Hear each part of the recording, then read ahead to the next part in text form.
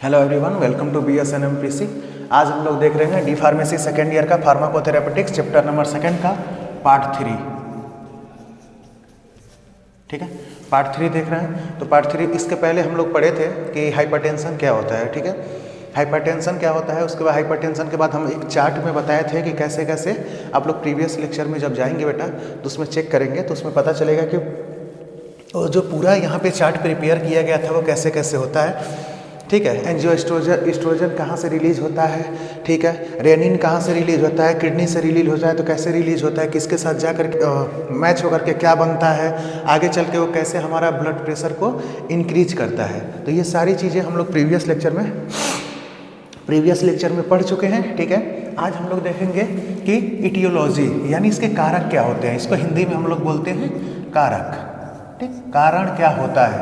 ठीक, तो इसमें है ये प्राइमरी और इसेंशियल हाइपरटेंशन। ठीक, इसमें प्राइमरी और इसेंशियल हाइपरटेंशन में होता है the actual cause is unknown.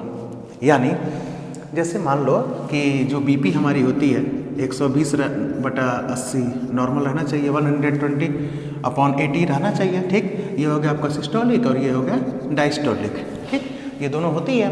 तो जाहिर सी बात है इसमें क्या होता है कि ज़्यादा बीपी इंक्रीज नहीं करती है। मान लो 130 चला गया बटे 80 हो गया, 135 चला गया, 40 चला गया।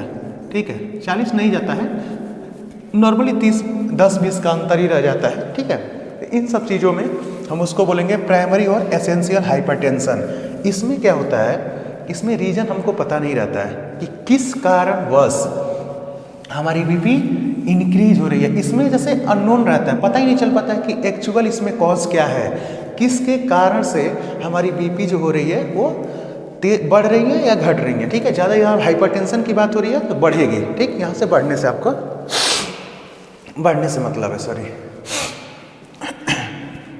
आगे देखेंगे, इसमें सीधा लिख दिया गया है कि एग्जाम में भी अगर पूछता है, ठीक है, कि प्राइमरी एसेंशियल हाइपरटेंशन क्या होता है तो सीधा इतना लिख देना the actual cause is unknown. ठीक, अननोन होता है क्योंकि इसका पता लगाना असंभव रहता है। बहुत कम ही रेयर केस में पता चलता है कि क्या होता है। हालांकि इस सब चीज़ों में डॉक्टर यही कहता है कि अगर थोड़ा सा ज़्यादा रहता है तो नमक वगैरह अगर ज़्यादा आप सेवन कर रहे हैं, ठीक, मदिरा का सेवन कर रहे हैं, वाइन वगैरह का, ठीक है, ऐसे कुछ पदार्थ खा रहे हैं जिससे आपकी बीपी इंक्रीज हो रही है यानी ब्लड प्रेशर आपका बढ़ रहा है तो हाइपरटेंशन आपको कॉज होने लगता है। या ऐसे भी होता है बहुत सारे केसों में कि कहीं झगड़ा लड़ाई हो रही है किसी से, थोड़ा तेज बोल दिए तो जो बीपी के पेशेंट रहते हैं घबराहट होने लगती है, जैसे नोजिया जैसे होने लगता है, हेडेक होने लगता है, चक्कर खाने लगते हैं लोग। ठीक है, तो बीपी की वजह से ये सब सारी चीज़ें होती हैं। ठीक, इसलिए ये सारी चीज़ें आउट ऑफ थोड़ा सा सिलेबस के बता देते हैं ताकि जो आपके आसपास होता रहता है वो सारी चीज़ों को आप लोग समझेंगे। ठीक है, आगे देखेंगे हम लोग सेकेंडरी और नॉन एसेंशियल हाइपरटेंशन। ठीक है, सेकेंडरी और नॉन एसेंशियल हाइपरटेंशन, तो इसमें जानेंगे कि होता क्या है। ठीक है, प्राइमरी एसेंशियल हाइपरटेंशन आपको पता चल गया कि ये एक्चुअल कॉज इसका नहीं पता रहता है कि ये किसके कारणवश हो रहा है। ठीक है, एक्चुअल पता नहीं रहता है। और जो सेकेंडरी है इसके बारे में हम लोग देखते हैं कि ये होता क्या है।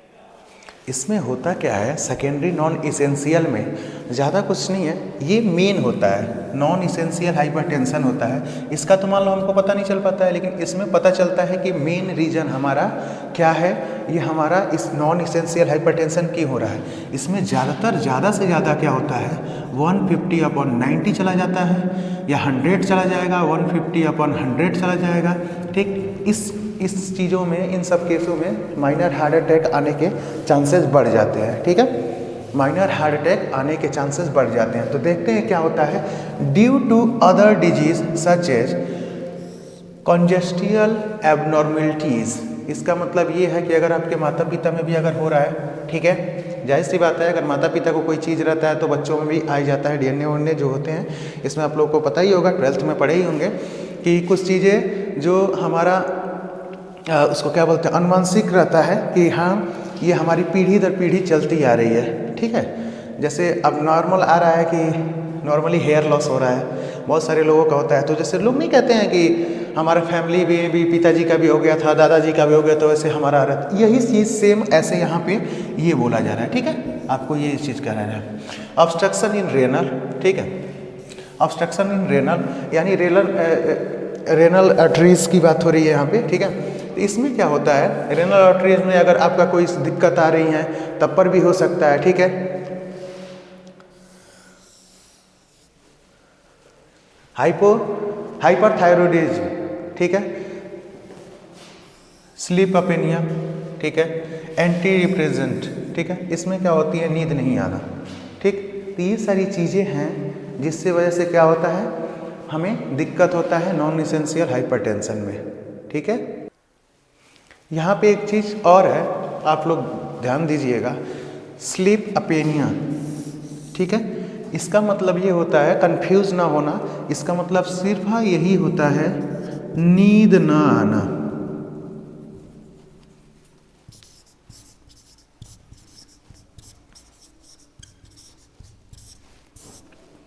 ठीक है। नींद नहीं आना जो होता है उसकी बात हो रही है। और इसका एंटी डिप्रेसेंट का मतलब हो गया, मान लो कोई डिप्रेशन के लिए जो मेडिसिन लेते हैं, ठीक, मेडिसिन रहते हैं जो डिप्रेशन में रहते हैं वो लोग बहुत सारी मेडिसिन का यूज करते हैं, ठीक। तो उस समय भी ये क्या करता है, हमारा नॉन इसेंशियल हाइपरटेंशन को कॉज करने में हेल्प करता है। अब आगे हम लोग देखेंगे कि इसमें क्या क्या रिस्क फैक्टर रहते हैं, ठीक है। आगे देखते हैं कि इसमें क्या क्या हमारे रिस्क फैक्टर रहते हैं, क्या क्या दिक्कतें आती हैं, ठीक है। तो इसमें हम लोग देखेंगे कि रिस्क फैक्टर में क्या क्या आते हैं, दो होते हैं, ठीक है। पहला आपका हो जाएगा मॉडिफिएबल, ठीक है, जिसे मॉडिफाई करते हैं रिस्क फैक्टर। दूसरा आपका होता है non modification risk factor, sorry. तो उसमें होता क्या है, मॉडिफिकेशन में मान लो क्या क्या होते हैं कि हम लोग, इसमें ये हो सकता है क्या क्या हम लोग सही कर सकते हैं, जो हमसे गलतियां हुई हैं उसको हम लोग सही कर करके इस रिस्क से हम लोग बाहर निकल सकते हैं, हाइपरटेंशन के रिस्क से हम लोग बाहर निकल सकते हैं, जो जो गलतियां हुई रहती हैं, ठीक है। तो इसमें देखते हैं ओबेसिटी यानी मोटापा, ठीक, साल्ट इंटेक, यानी वैसे मोटापा अगर ज़्यादा है शरीर में तो जाहिर सी बात है थोड़ा सा दिक्कतें आ जाती हैं। नहीं, गांव में लोग बोलते हैं, आपके आसपास देखे होंगे कि लोग बोलते हैं मोटे हो गए हैं, थोड़ा सा कभी उनकी बीपी हाई हो जाती है, कभी कुछ हो जाता है, ठीक, शुगर बढ़ जाता है, ये सारी चीज़ें सुनने को मिलती हैं, ठीक। तो इसमें अब इसकी बात क्या कर रहे हैं कि हम लोग जो सही कर सकते हैं इसकी हम लोग बात अभी कर रहे हैं। अभी हम ये नहीं पढ़ रहे हैं जो सही नहीं हो सकता, अभी हम लोग क्या पढ़ रहे हैं, जो सही कर सकते हैं, यानी मॉडिफाई कर सकते हैं, ठीक है। इस चीज़ को हम सही कर सकते हैं, यानी अगर मोटापा है तो उसको हम लोग डाइटिंग करके या किसी प्रोसेस से हम लोग क्या करते हैं, अपने आप को दुबला पतला कर लेते हैं, कम भोजन लेंगे, नॉर्मली अपना रहेंगे, जो डाइट रहेगा नॉर्मली प्रॉपर डाइट मेंटेन करेंगे तो हमारी शरीर फिट हो जाएगी, ठीक है। साल्ट इनटेक, अगर मान लो कि ज़्यादा अगर नमक खा रहे हो, ठीक, तो अगर नमक ज़्यादा खाएंगे तो क्या करेगा, बीपी को इंक्रीज कर देगा, ठीक है। वो क्या करेगा, बीपी को आपके इंक्रीज कर देगा। अगर आपकी बीपी इंक्रीज हुई तो सारी केसेस शुरू हो जाएंगे हाइपरटेंशन के, ठीक है। यही चीज़ कह रहा है कि अगर हम नमक कम खाएंगे, ठीक, अगर नमक कम लेंगे, कम मात्रा में लेंगे, ठीक, तो ये क्या करेगा, जो हमारा नॉर्मल बीपी है, ठीक, जो हमारा हाई बीपी है उसको क्या करेगा, नॉर्मल कर देगा। और देखेंगे सैचुरेटेड फैट को नहीं हम लोग कर सकते हैं। अल्कोहल अगर ज़्यादा लेंगे, ठीक, तो पर भी दिक्कत है। हम अभी आपको पहले ही बताए हैं कि जो लोग अल्कोहल लेते हैं, अल्कोहल हो गया, जब बोले हैं शुरू में ही, मदिरा अगर लेते हैं, अल्कोहल लेते हैं, वाइन लेते हैं, सारी चीज़ें एक ही हैं, ठीक है। जिस भाषा में आप समझ रहे हैं वो समझ लीजिएगा।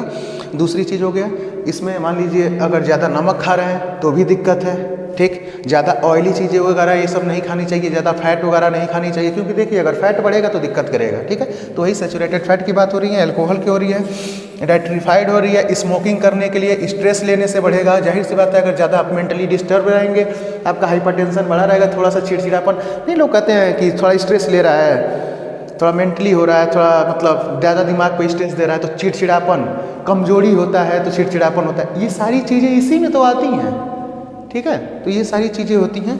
स्मोकिंग करना मतलब ज़्यादा अगर स्मोक कर रहे हो, सिगरेट वगैरह का सेवन कर रहे हो, तंबाकू का सेवन कर रहे हो तो दिक्कत करता है, स्ट्रेस हो गया। फिजिकली एक्टिविटी, अगर फिजिकली फिट नहीं है तो भाई आपकी जाहिर सी बात है कि कुछ ना कुछ तो इंक्रीज करेगा, जैसे बीपी हो जाएगा, शुगर हो जाएगा, ठीक, बैठे बैठे आप मोटे हो जाएंगे तो हो जाएगा।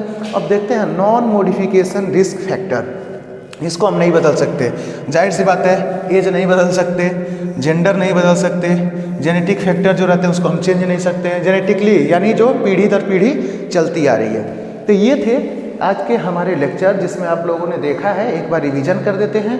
ये आपने इसमें पढ़ा है प्राइमरी और इसेंशियल हाइपरटेंशन। ओके, तो प्राइमरी और इसेंशियल हाइपरटेंशन में हम लोग देखेंगे कि ये एक्चुअल कॉज इनका नहीं पता रहता है। ठीक है, जो एक्चुअल कॉज होते हैं, मान लो 120/80 हमारा नॉर्मल बीपी होता है, तो इसमें होता क्या है, ये 130/80 हो जाएंगे। ठीक है, ये थोड़े बढ़ते घटते रहते हैं, उससे कोई ज़्यादा दिक्कत होता नहीं है, ये बढ़ते घटते रहते हैं। ठीक है, अब दूसरा देख लेंगे इसमें कि सेकेंडरी नॉन इसेंशियल, यानी इसमें बीपी ज़्यादा इंक्रीज करता है, ये खतरनाक रहता है। ठीक है, इसको हल्के में नहीं लेना चाहिए। इसमें क्या होता है 150 से लेकर के 90 तक आपका बीपी इंक्रीज कर जाता है और ये दिक्कत करता है। ठीक है, अब इसमें दिखाया है सेकेंडरी में ड्यू टू अदर डिजीज़, और बाकी सब आपको बताया कि एबनॉर्मलिटी जो होती हैं, जो ऑब्स्ट्रक्शन होता है रेनल आर्टरीज में।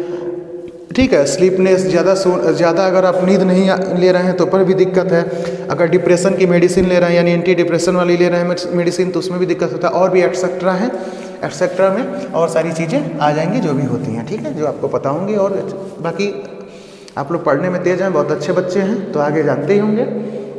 रिस्क फैक्टर में इसका देखेंगे, ये मॉडिफिकेशन रिस्क फैक्टर में देखेंगे।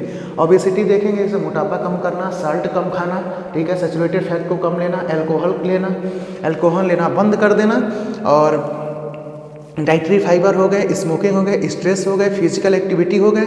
ठीक है, ये सारी चीज़ें हैं जिसको हम बदल सकते हैं। ठीक है, मान लो हम मोटापा कम कर सकते हैं, नमक खाना कम कर सकते हैं, सैचुरेटेड फैट जो होते हैं उसको कम कर सकते हैं, अल्कोहल पीना बंद कर देंगे, अल्कोहल का सेवन नहीं करेंगे तो सबसे बढ़िया रहेंगे।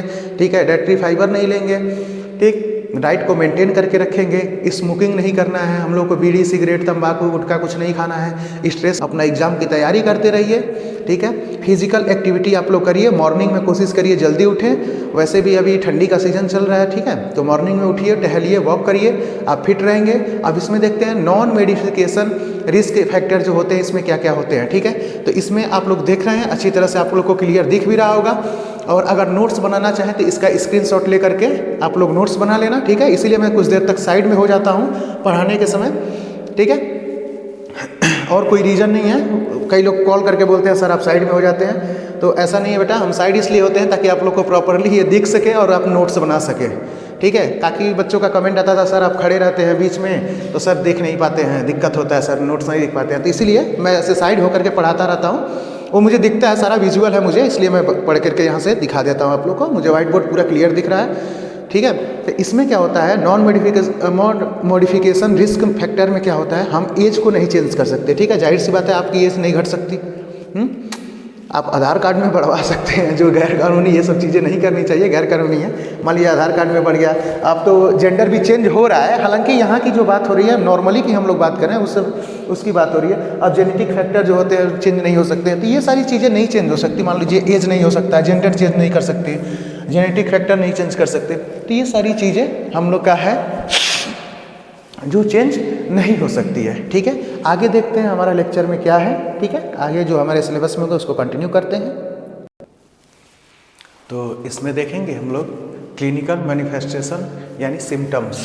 ठीक, इसके सिम्टम क्या क्या होते हैं। ठीक, हाइपरटेंशन साइन एंड सिम्टम यहाँ पे लिख दिया हूँ ताकि आप लोग को पता चल जाए क्लियरली। ठीक है, अब देखेंगे इसमें होता क्या क्या है। ठीक है, इसमें होता क्या क्या है, तो देखते हैं कि क्या क्या इसमें होते हैं जो हमारे साइन एंड सिम्टम होते हैं। कैसे पता चलेगा हमें हाइपरटेंशन हो रहा है।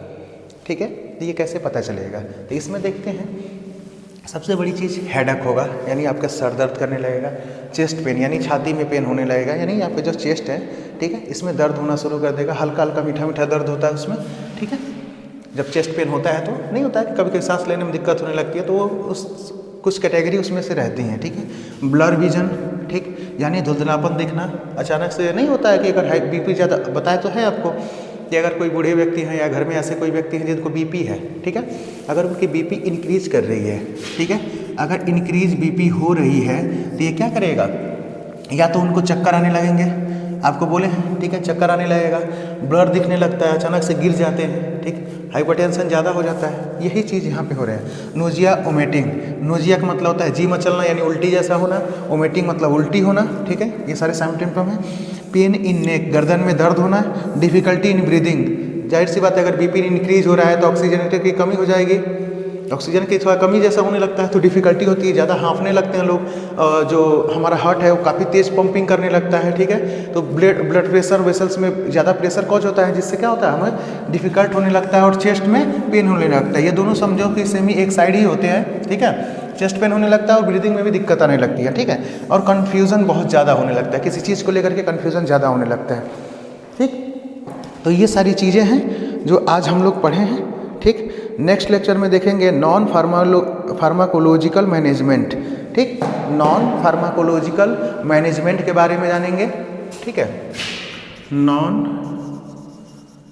फार्माकोलॉजिकल मेथड कौन कौन से होते हैं, ठीक है, कौन कौन से मेथड्स होते हैं, ठीक। तो अभी तक आज की वीडियो के लिए इतना ही, ठीक है।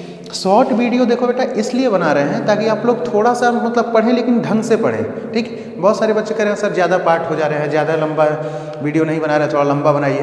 तो अगर ज़्यादा लंबा बनेगा ना तो समझ में नहीं आएगा बेटा, सारी चीज़ें आपस में मिल जाती हैं। ये सारी चीज़ें ऐसे चैप्टर है ना बहुत डिफरेंट है, ठीक। छोटे छोटे टॉपिक हैं और ज़्यादा वो कन्फ्यूज़न कॉज करेंगे, ठीक। तो आप लोग को भी हाइपरटेंशन होने लगेगा, इसीलिए हम आपको ज़्यादा हाइपरटेंशन में नहीं रखना चाहते हैं। छोटा छोटा अगर वीडियो मिल रहा है तो अच्छा है, इजी है, आप लोग पढ़िए, आराम से मस्त रहिए, स्वस्थ रहिए, मस्त रहिए, पढ़ाई करिए, एग्जामिनेशन की तैयारी कीजिए, ठीक है। ये एग्जामिनेशन पॉइंट ऑफ व्यू से बहुत इंपॉर्टेंट है ये सारे चैप्टर, इसीलिए आप लोग को बार बार अच्छे से शॉर्ट में बताया जा रहा है। छोटा छोटा वीडियो 10-15 मिनट का वीडियो दिया जा रहा है ताकि अच्छे से आप लोग पढ़ लें। जल्द से जल्द हम लोग रिवीजन कराना शुरू करेंगे, जो बाकी चैप्टर पीछे के रह गए हैं, जैसे मतलब जो कंप्लीट हो गए हैं वो हम लोग रिवीजन कराने वाले हैं, ठीक। तो लाइव क्लास में रिवीजन चलेंगे, ठीक, ताकि आप लोग का अच्छे से एग्जाम के लिए प्रिपरेशन हो जाए, ठीक है। तो ये पार्ट 3 है, कल हम लोग पढ़ेंगे पार्ट 4 क्या पढ़ेंगे यहाँ पे, ठीक है। और ये रहेगा नॉन फार्माकोलॉजिकल मेथड के बारे में पढ़ेंगे, ठीक है। तो आशा करते हैं सभी लोग को समझ में आया होगा। अगर नहीं समझ में आया है तो कमेंट सेक्शन में आपको पता ही है, कमेंट सेक्शन में जाइए, कमेंट करिए, जो चीज़ें नहीं समझ में आ रही हम जल्द से जल्द उसका वीडियो बना करके आप लोग को पोस्ट कर देंगे, या कमेंट सेक्शन में हम समझाने की पूरी कोशिश करेंगे, ठीक है। अभी तक आपने BS7PC को लाइक नहीं किया तो लाइक करिए, शेयर करिए, सब्सक्राइब करिए, ठीक है। बहुत सारे ऐसे बच्चे हैं जिनको पता नहीं है कि सब्सक्राइब करने से जैसे होता क्या है कि अगर आप सब्सक्राइब करेंगे, ठीक है, सब्सक्राइब का जो ऑप्शन है, ठीक, यहाँ पे एक बेल बनी होगी बेटा, ठीक है। तो जो बेल है, ठीक, इस बेल को जब आप क्लिक कर देंगे तो ये क्या है, नोटिफिकेशन के लिए होती है, ठीक। बहुत सारे बच्चों को नहीं पता है, इसलिए मैं इस वीडियो में बता देता हूँ। जब तो ये क्या होगा, जब बेल आइकन दबा दोगे आप लोग, ठीक, सब्सक्राइब करते ही बेल आइकन का ऑप्शन आता है बगल में ही, जस्ट बगल में, उसको जब दबा देंगे तो कोई भी वीडियो जब हम लोग अपलोड करेंगे, या फर्स्ट ईयर का हो या सेकेंड ईयर का हो बेटा, ठीक है, या तो फर्स्ट ईयर का हो या सेकेंड, ये सेकेंड ईयर के लिए सारी वीडियो हैं, ठीक है। तो फर्स्ट ईयर हो या सेकेंड ईयर हो, अगर अपलोड होगा जैसे ही वीडियो तो आपको एक नोटिफिकेशन आपके मोबाइल पे चला जाएगा, ठीक है। तो इससे ये होगा कि आप लोगों को पता चल जाएगा कि हाँ सर ने वीडियो अपलोड कर दिया है, BS7PC चैनल पे वीडियो अपलोड हुआ है, ठीक है। तो लाइक करिए, शेयर करिए, सब्सक्राइब करिए और मिलते हैं नेक्स्ट वीडियो में। Thank you.